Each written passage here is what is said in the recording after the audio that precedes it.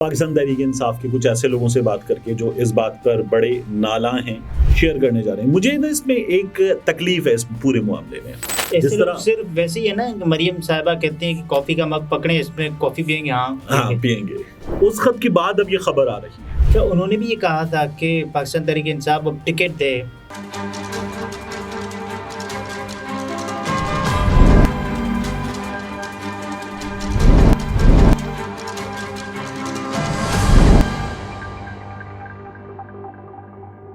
अस्सलाम वालेकुम, मैं हूं अब्दुल सत्तार। आप अलग न्यूज़ देख रहे हैं। तारिक मतीन हमारे साथ हैं। सनम जावेद साहिबा को जेल में कौन सी ऑफ़र हुई है, इस बारे में बात करते हैं। उसके अलावा पाकिस्तान तहरीक इंसाफ की ख़वातीन की सफ़ों में अंदरूनी गद्दार कौन है, इस पर भी बात करते हैं। तो और यास्मीन राशिद साहिबा कितनी अटल हैं, इस पर भी इस वीडियो में बात करेंगे। सिनफ़े आहन। अच्छा ठीक। तो कुछ मालूमात हैं, ये मालूमात जो हैं ये हासिल हुई हैं सनम जावेद के वालिद से बात करके, पाकिस्तान तहरीक इंसाफ के कुछ ऐसे लोगों से बात करके जो इस बात पर बड़े नाला हैं और दुरुस्त नाला हैं मेरी राय में, कि अंदर कुछ लोग जो हैं वो दोनों तरफ खेल रहे हैं, अब भी खेल रहे हैं। और चूंकि अब इमरान खान साहब जो हैं वो मौजूद नहीं है सामने, तो उनको भी या शायद पार्टी के लोगों को उस तरह से नहीं पता, कुछ लोगों को पता भी चल रहा है, तो वो नाराज़ हैं। ऐसे लोगों से कुछ मालूमात मिली हैं, तो ये मालूमात जो है वो इस वीडियो में हम शेयर करने जा रहे हैं। मुझे ना इसमें एक तकलीफ है इस पूरे मामले में, कि अच्छा मैं बार बार कहता हूँ कि आप एक पॉलिटिकल वर्कर हैं, और अगर आप सिर्फ ऐसे पॉलिटिकल वर्कर हैं, मियाँ साहब ठीक ने, साढ़े मियाँ साहब ठीक कहते हैं, और फिर आप इलेक्शन वाले दिन बैठे रहते हैं, मियाँ साहब जीटी रोड पे निकलते हैं तो आप बैठे रहते हैं, मियाँ साहब लंदन से आते हैं और आप शहबाज शरीफ के साथ भी बाहर नहीं निकलते और आप बैठे रहते हैं, तो फिर किस काम की पॉलिटिकल वर्कर हैं? जिसको आप ठीक कह रहे हैं, कम अज कम उसके लिए स्टैंड अप राइज कुछ तो करें। मतलब आप अगर बैठे हुए हैं तो फिर बैठे हुए हैं, आप किस काम के? हाँ, तो ऐसे नहीं होता। तो ऐसे लोग जो हैं वो गलत करते हैं। जिस तरह सिर्फ वैसे ही है ना, मरियम साहिबा कहती हैं कि कॉफी का मग पकड़े, इसमें कॉफी पियेंगे। हाँ पियेंगे। तो अब पॉलिटिकल वर्कर्स भी ऐसे होते हैं, आपको पता है। तो हुआ क्या कि जैसे मुझे थोड़ी तकलीफ थी, परवेज रशीद साहब की जब कहानी पता चली थी, हम स्टूडेंट थे उन दिनों में, मुशर्रफ दौर में परवेज रशीद साहब पे तशद्दुद हुआ था। उनकी बेटी ने बताया था, जावेद साहब ने ये खबर दी थी, उनकी शलवार लहू में भीग गई थी। ख्वाजा साद रफीक साहब जो उन पे बड़ा तशद्दुद हुआ था, ये खबरें आई थी। और लेकिन उन्होंने पार्टी नहीं छोड़ी। हाँ, पार्टी नहीं छोड़ी। और ये वो लोग हैं जो बाद में जिस तरह से जब हालात बदल जाते हैं तो पार्टी के साथ तो हैं, लेकिन फिर उन्हें उस जबर के खिलाफ अगली बार आवाज बुलंद करनी चाहिए, और बड़ी जोरदार आवाज बुलंद करनी चाहिए। तो ये इसके विक्टिम रहे हैं। हाँ, लेकिन वो नहीं करते, तो ये एक अलग मामला है। एनीवेज, तो सनम के मामले में जो है वो अंदरूनी गद्दार की वजह से और ये जो चीजें हैं इनकी वजह से एक तकलीफ है। तो सनम साहिबा का तो एक क्लेश भी रहा है ना मरियम साहिबा के साथ, जब भी उन्हें जेल में भी बताया जाता रहा ना, आप जिनके खिलाफ बोलती थी नानी 420 से, जब उनके वालिद ने बताया था कि उन्हें और तैयबा राजा को उठा कर ले गए छत पे, बिल्कुल, तो वो एपिसोड भी हुआ था। अब एनीवेज, ये जो खत है जिसकी हमने अलग न्यूज़ पर एक वीडियो की और तफसीली वीडियो की, उस खत के बाद अब ये खबर आ रही है। तो सनम के वालिद साहब से मेरी बात हुई, मैंने उनको इसीलिए फ़ोन किया स्पेशली कि इस ख़त में सनम जावेद का, वो कहते हैं मैं तैयबा भी मेरी बेटियों की तरह, मैं उसको भी देख रहा हूँ, तो उसका नाम नहीं है।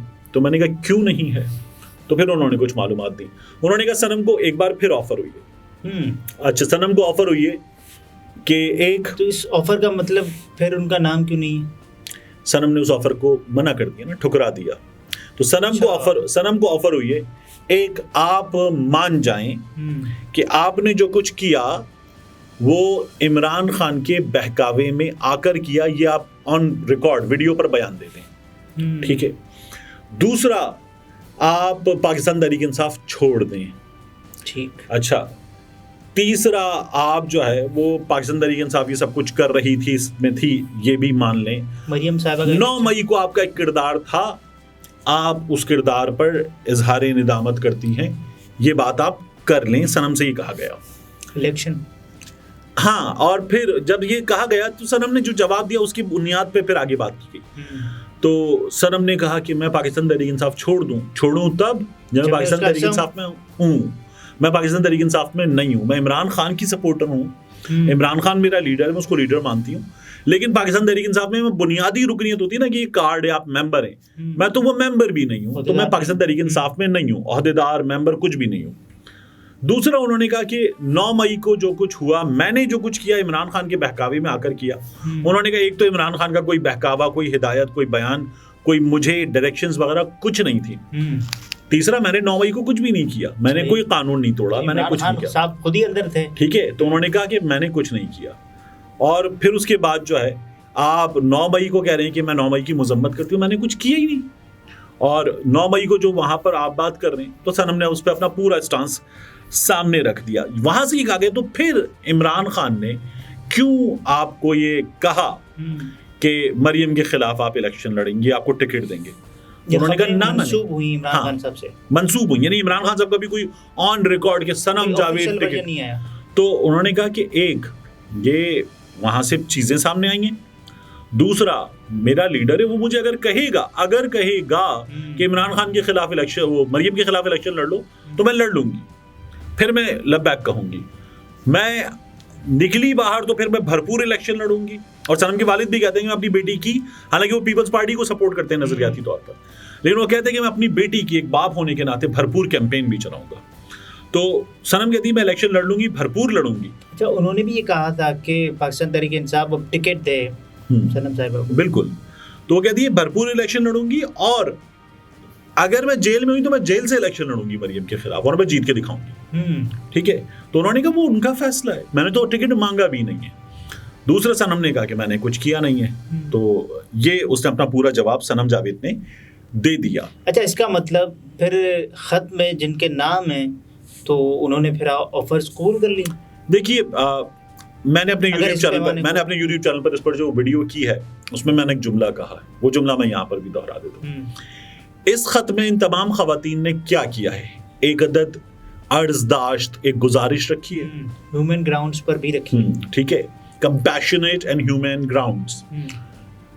खबर यह है कि ये लेटर बाहर तब आया क्योंकि ये लेटर है ना, वो तो अंदर जेल में, ये लेटर बाहर इसलिए आया है कि ये गुजारिश सुन ली जाएगी। ये मैं आपको खबर दे रहा हूँ, सुन ली जाएगी, ये गुजारिश सुन ली जाएगी, खबर ये है। तो ये उससे पहले नहीं पता था, ये लेटर बाहर क्यों आया है, क्यों आया? ये लेटर बाहर आना इशारा है, आप भी ये लेटर बाहर आना इशारा है कि गुजारिश सुन ली जाएगी। ठीक है, अब जो अंदरूनी गद्दार हैं वो कौन है? अंदरूनी गद्दार जो है वो बहुत एक एक्टिव खातून रही हैं पाकिस्तान तहरीक इंसाफ में। इनके हवाले से कैसे पहचाना जाए उनको? इस लेटर में उन खातून का भी नाम लिखा हुआ है। ओके, कितने नाम है इस लेटर में, अगर इसको खोल लें इस वक्त तो गिन लेते हैं वो नाम भी। तो लेटर में जो है इन खातून का अपना नाम मौजूद है। मैं इस लेटर को खोल लूँ यहाँ पर आपके सामने।